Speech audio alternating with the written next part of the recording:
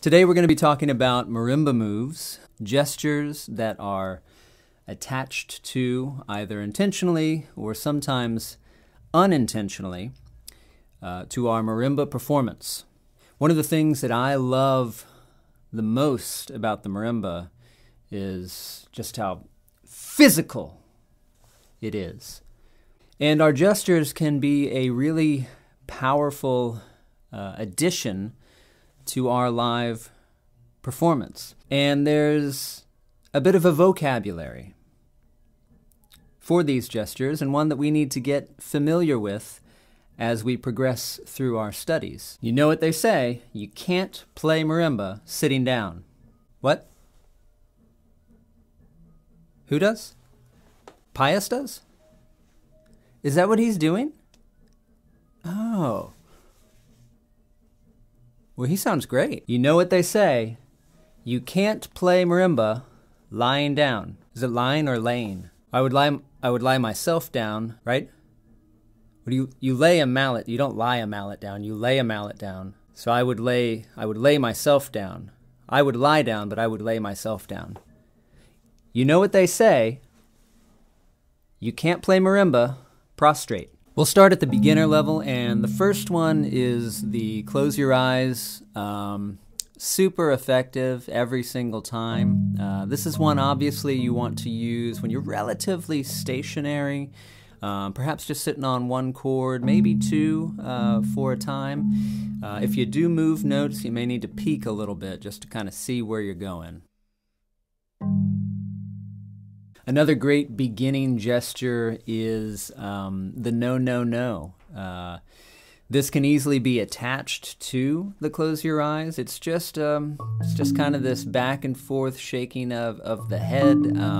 Really kind of gives a sense of nostalgia. You can easily kind of fold this into a yes, yes, yes after that. And each one of those, I think, sort of portrays its own character. Mix and match, put them back and forth, combine them. You know, things get circular at that point, but that's okay. I mean, it all says something about your story. Head bob groove. Head bob groove is just awesome and pretty easy to execute. The head can pretty much come down with every note that you strike, depending on the tempo, of course. And this one is just, it's just rock and roll. It's rock and roll. Now, if you're playing a lot faster and you still want to do head bob groove, you might have to divvy it up a little bit. Maybe just on the strong beats. Or maybe, you're hearing the sound of your own drummer. It doesn't have to be attached to your music at all. There's nothing that says these gestures have to mean something. Okay, then we take it up a notch.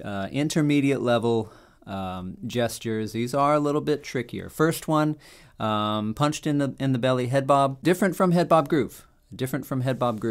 This one really sort of, it's as if the air has been knocked out of you as you play, generally, chords. There's such an impact to it, It's as if someone's putting a low concert bass drum with every chord that you play. Very effective. And punched in the belly head bobble is one you can practice away from the instrument. That's one of the things that I love about it so much. And you're just sort of actuating this. You can sit in a chair, you can stand either way, but it's a hit in the belly and then a resulting motion. Hit in the belly and then a resulting motion. Throw some mallets in your hands and you're off to the races. Okay, another great one, which a lot of people sort of just develop without knowing it. Fancy footwork, sometimes referred to as leg kicks. Just kind of depends on how you're using them. Come in a lot of varieties. The bowling slide I have found to be very, very effective. Random kicks, just kind of a kick here, a kick there. Maybe a right kick, come back with the left kick at some point. Do mind this, if you see a performer kicking excessively, just sort of flailing legs, that's another gesture. Flailing legs, one that I didn't demonstrate here today. That usually means that things have kind of come off the rails. Said performer, I think, is in trouble at that point. So fine line. You can't go too far with this because flailing legs is really just serves as a distraction. You know, we're trying to say, look at the action down below because I don't want you to hear what's happening up above. Waking from a dream, I love this one. This one is really great because you don't have to do it while you're playing. It takes place afterwards. You finish with something, perhaps a quiet moment, you let it sit in the air, and then open up.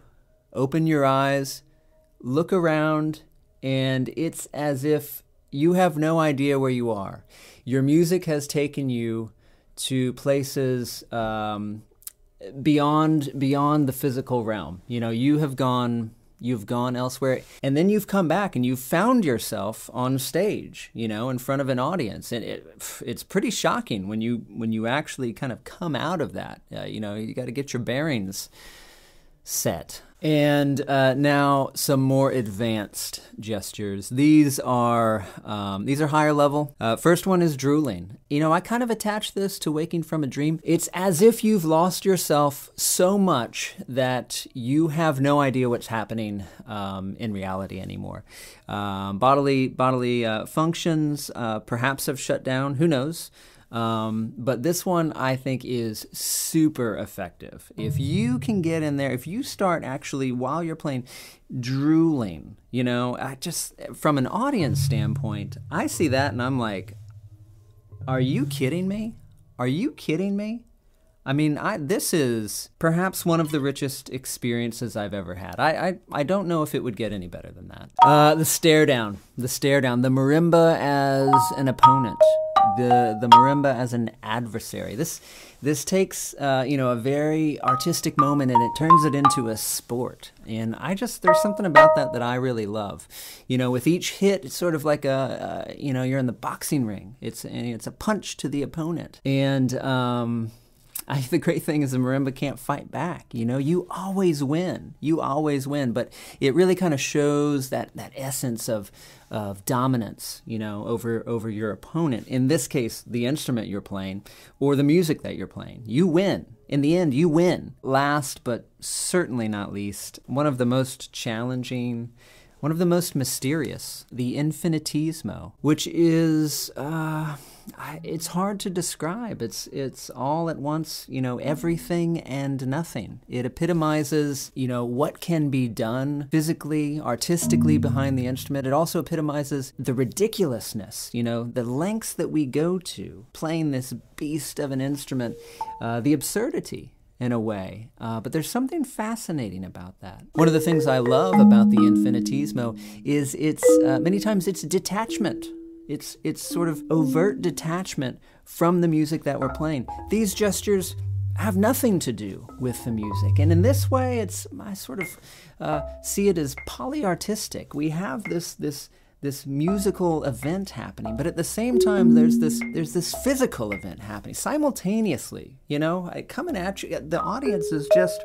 The infinitesimo is, I think, it's one of these things that sort of stands at the pinnacle of our art. And I think there's no better place to express that than on the marimba. You know, I like the marimba a lot. I do. I like it a lot. I have great respect for this instrument. I do. And I hope that comes across in my playing. You know, I'm not sure if it does, but in my playing and my teaching, I hope that sort of upheld that spirit of respect, really mutual respect. I hope the instrument respects me back, but I'm going to show it that respect nonetheless.